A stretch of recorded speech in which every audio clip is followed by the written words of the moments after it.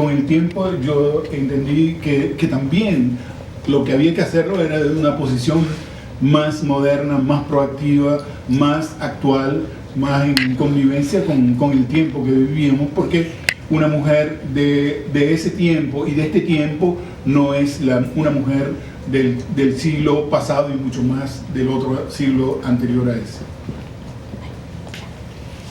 Rumor de Pez fue galardonado con el premio Muse en 2008, al igual que El Mal del Tiempo en el 2007.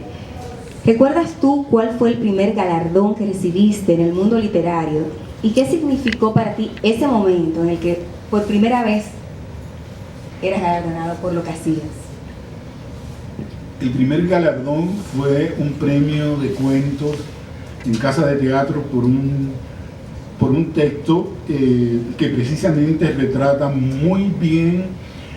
O sea, yo soy de Constanza, un pueblecito que está enclavado casi en el mismo centro de la cordillera central, a 1120 metros sobre el nivel del mar. Lo que me hace un poquito diferente a la mayoría de la gente de mi país, porque realmente nosotros tenemos un microclima que nos hace ser un poco europeos. Constanza es considerada la Suiza del Caribe y Constanza debe su nombre a que su vegetación se asemeja mucho a la vegetación de Suiza, y hay un lago que se llama Constanza en Suiza, donde la vegetación es muy parecida a la vegetación de Constanza. Entonces,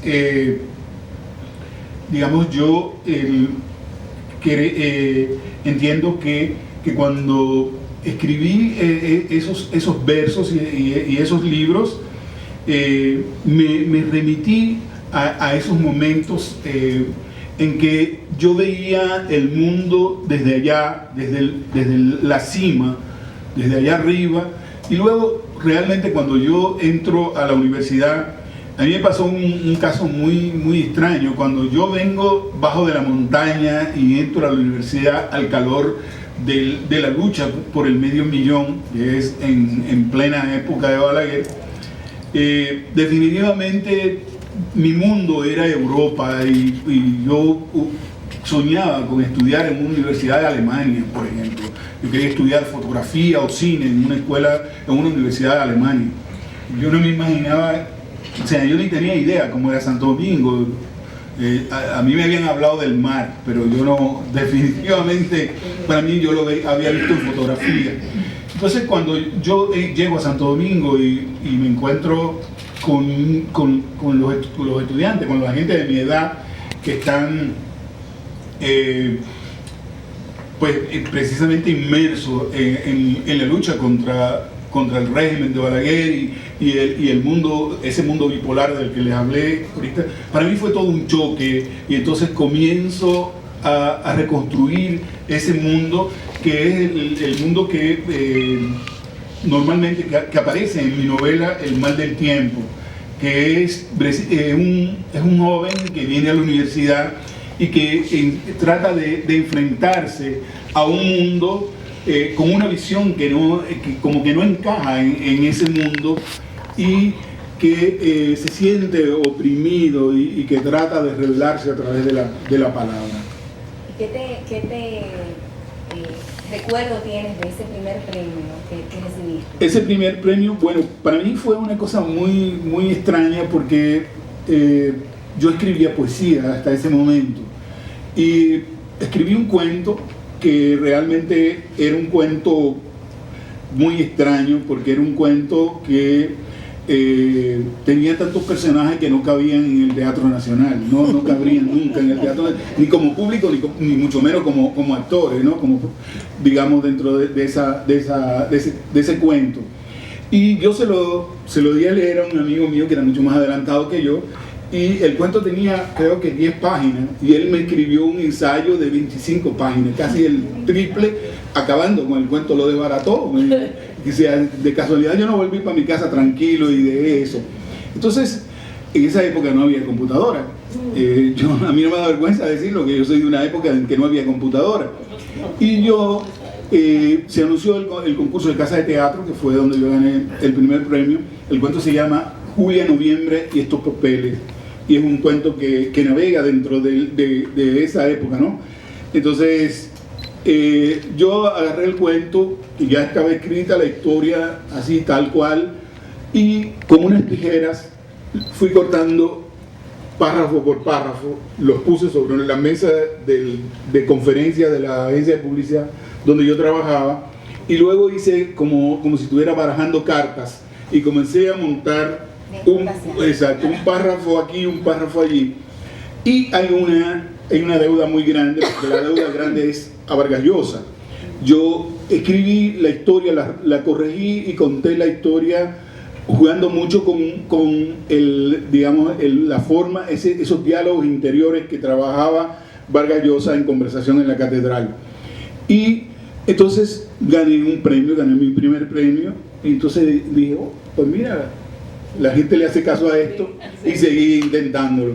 Durante 10 años estuve ganando segundo, tercero, cuarto, hasta el 99, que gané el primer lugar con un cuento que se llama Losing My Religion, que es otro cuento también donde hago toda una revisión de la historia de la humanidad, partiendo desde Jerusalén a Santo Domingo.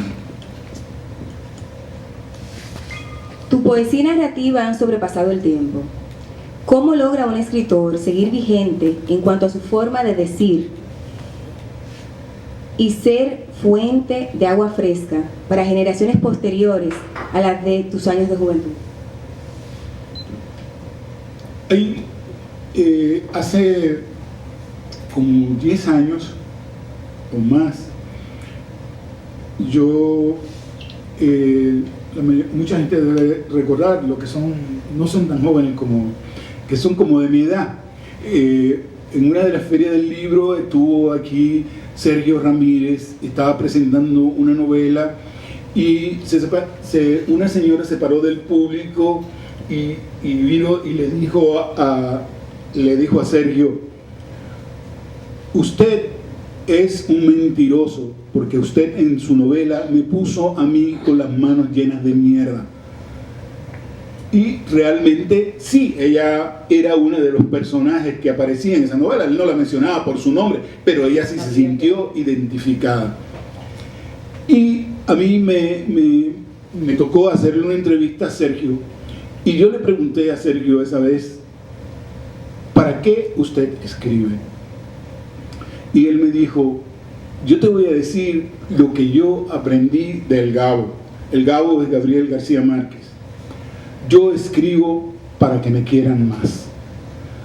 Ya desde ese momento ya yo dejé de preocuparme por buscar un marco de referencia. Yo también escribo para que me quieran más. Y cada vez trato de ponerme en sintonía con la gente.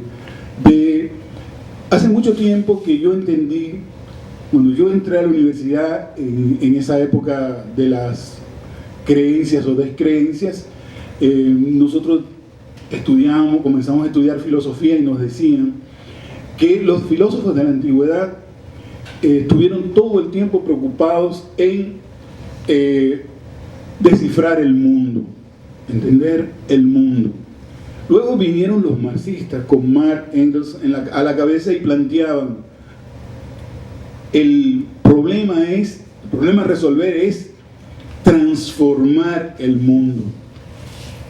Entonces, fíjense, los filósofos de la antigüedad luchaban por el entendimiento, los filósofos marxistas por la transformación. Yo, en cambio, apelo al sentimiento, a que la gente sienta igual que yo, o ponerme en sintonía con el sentimiento de los demás, porque definitivamente no se trata de conocimiento, no se trata de transformación, sino de que nos pongamos en sintonía y sintamos las necesidades, las apetencias de un mundo que sea habitable para todos los seres humanos, en un espacio y en un lugar, en un momento determinado.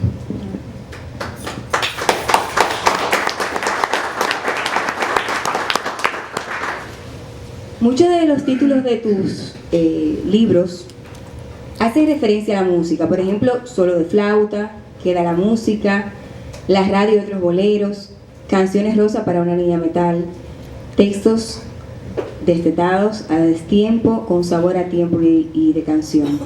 ¿A qué se debe esto? ¿A algo en particular? Realmente yo soy un músico frustrado. Yo estudié solfeo, se me nota, y intenté varios instrumentos, trompeta, trombón de vara, saxo, y contrabajo. Contrabajo toco puertas. No sé si lo hago bien, pero a veces casi siempre me abren.